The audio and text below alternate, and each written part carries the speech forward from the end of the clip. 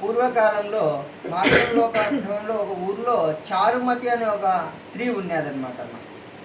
ఆమె తన భర్తను అన్ని విధాలుగా ఏదైతే సులభంగా ఐశ్వర్యం అంటే డబ్బు, ధనము, ఆస్తులు అన్నీ మాకు బాగా వచ్చాలని చెప్పి అన్నీ బాగున్నాయి వాళ్ళకైతే అప్పటికి మనస్ఫూర్తిగా అమ్మవారు నమస్కారం బాగా పూజలు చేసుకుంటా ఉండేదన్నమాట.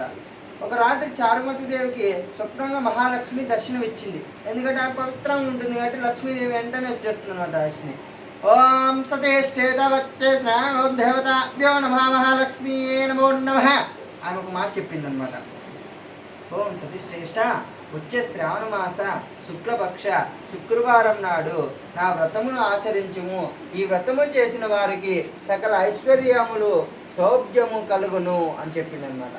ఆమె ఉదయాన్నే లేచి చారుమతి తన భర్తతో ఆ స్వప్నంలో శ్రావణ మాస శుక్రవారం వచ్చినప్పటికీ పసుపు కుంకుమలతో అక్షింతలు తర్వాత వచ్చి కలశాన్ని అలంకరించి పైగా ఉన్నది వరలక్ష్మి విగ్రహమును ప్రతిష్ఠించిందనమాట. మనం ఎలా పెట్టినామో అలా విగ్రహాన్ని ప్రతిష్ఠించింది. తాంబూలము, పసుపు, ఆభరణాలు, ఇతర అన్ని మామూలుగా నైవేద్యము అన్ని పూజ కావాల్సిన సామాగ్రిని సమకూర్చింది. ఆ వ్రతంలో మహేద్యంతో ఆమె అసురుని మీద మహిళ శుభ్రాంతం అంటే ఆమె అన్నీ బాగా రెడీ చేసింది. కానీ మనసు అనేది శుద్ధిగా లేదు ఆమెకి. ఏదో చేయాలన్నట్లు చేసుకుంటూ పోతాంది అనమాట. అలాగే చేసినప్పుడు భర్తతో కలిసి కూర్చుంది. ఆమె పూజ చేస్తూ ఉంది. భర్తతో కలిసి కూర్చొని అంటే పండితుడు మంత్రోచ్చాపన చేస్తాడని చెప్తా ఉంది. కానీ ఆమె ఆ పూజ చేసేటప్పుడు ఏమైందంటే మనస్ఫూర్తిగా కాకోకుండా ఏదో ఆలోచనతో ఆ వరలక్ష్మి దేవిని వేడుకుంటూ ఉందన్నమాట. మా తల్లి మనస్ఫూర్తిగా కాపాడు తల్లి అని నువ్వు బయటకు అనుకుంటాడు. లోపల ఏంది వేరే ఆలోచన ఉంది. ఆ ఆలోచనతో అమ్మవారిని అప్పుడు ఆలోచన అమ్మవారిని అనుగ్రహిస్తుందా? ఇవ్వదు. అమ్మవారు ఎప్పటికీ అనుగ్రహాడు. మనస్ఫూర్తిగా ఏదైనా ఆలోచిస్తేనే అమ్మవారు అనుగ్రహిస్తుంది. ఆమె ఏం చేసింది, నాకేం డబ్బు గిప్పు అన్నీ ఉన్నాయి కదా, బాగా లక్షణంగా నాకేం బాగున్నాను కదా అని చెప్పి గర్వం వచ్చింది ఆమె. గర్వంతో ఏం చేస్తుంది ఆమె, పూజ అనేది సరిగ్గా చేయలే. ఏమనుకుంది ఆమె, పూజ అంటే అన్నీ కావాల్సినటువన్నీ పెడితే చాలు ఆమె చేసుకుంటుంది, ఆమె తింటుంది అనుకుందేమో.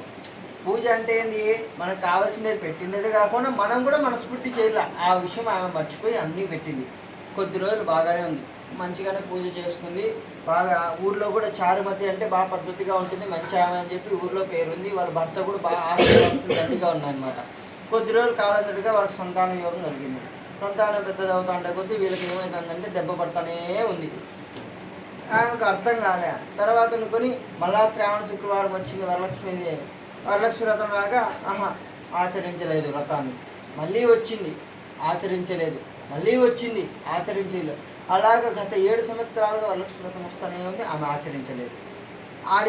లక్ష్మీదేవి ఏమనుకుంటుంది, ఒక సంవత్సరం అవ్వలేదు, ఇంకో సంవత్సరం అయినా చేస్తుందిలే, సరేలే నా భక్తురాలే కదా, ఈ సంవత్సరం చేయలేదు మళ్ళా సంవత్సరం అయినా చేస్తుందిలే, సరేలే నా భక్తురాలే కదా. అలాగా సంవత్సరము కూడా ఆమె అనుకుంటూనే పోతుంది. అంటే లక్ష్మీదేవి ఏంటంటే అనుగ్రహిస్తుంది, నా భక్తురాలు కదా, నా భక్తురాలు తప్పు చేస్తే కదా నేను కాక ఇంకెవరు క్షమిస్తారు అని చెప్పి అమ్మవారు అనుకుంటూనే పోతుంది.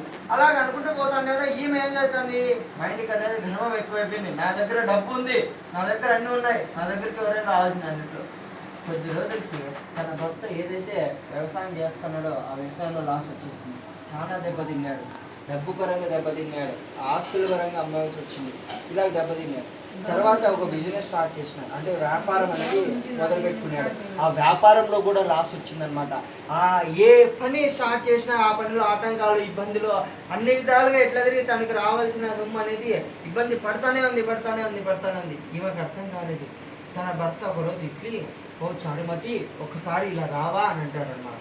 పక్కన కూర్చోబెట్టుకొని దిగులుతో, చారుమతి నేను ఏం చేశాను, నా బాధ ఏమి, ఎవరికి చెప్పాను, నేనేమైనా తప్పు చేసినానా, లేదంటే నేను ఎవరికైనా ఇబ్బంది పెట్టినానా, నేనైతే ఎవరికి ఏం చేయలేదే, ఏ ద్రోహం చేయలేదే, కానీ నాకు ఎందుకు ఇలా జరుగుతుంది, ఆ లక్ష్మీదేవి ఎందుకు నా పైన అనుగ్రహించటం లేదు అని చెప్పి అంటుందన్నమాట. అప్పుడు చారుమతికి ఒకటి అనిపిస్తుంది, స్వామి చెప్పు చారుమతి అని. స్వామి నేను వ్రతము ఒకరోజు చెప్తున్నాం కదా, ఇలాగ నా కళలోకి వచ్చి చారుమతి వరలక్ష్మి వ్రతము ఆచరించు అని చెప్పి లక్ష్మీదేవి వచ్చి నాకు శ్రావణ శుక్రవారాలు ఆచరించు అని చెప్పినది ఒక్కసారి చేసినాను, తర్వాత చేయలేదు స్వామి అని చెప్పి